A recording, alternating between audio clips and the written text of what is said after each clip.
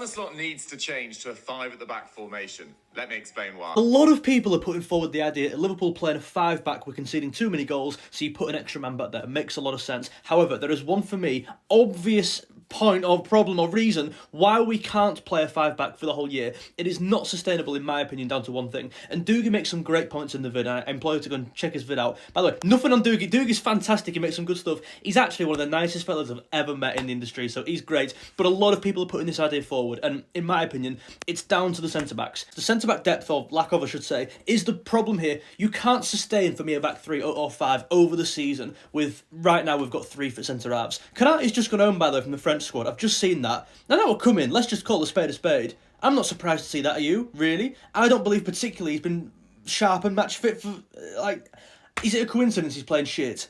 To be honest with you, I think he looks slower than ever. I don't think he's moving particularly great.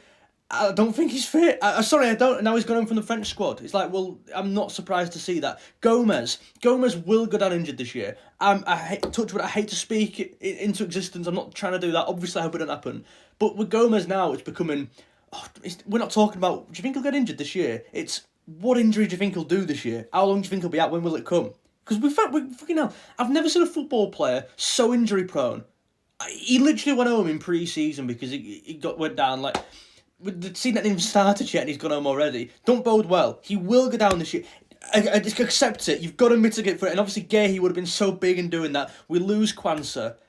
It's like Robertson, yeah, again, he's a centre-back in theory, and he's got the attributes of a centre-back or a left-sided one. And Alice Slot wants to play him. There's a natural progression, I think, there. He's done it in pre-season. He's teased it, starting as a back 4, took it into the 3. But he's not a very good one. I get he can play there. So can Endo, so can a Gravenberch. But then you're going to lose Gravenberch out the midfield too, which he should definitely be playing in.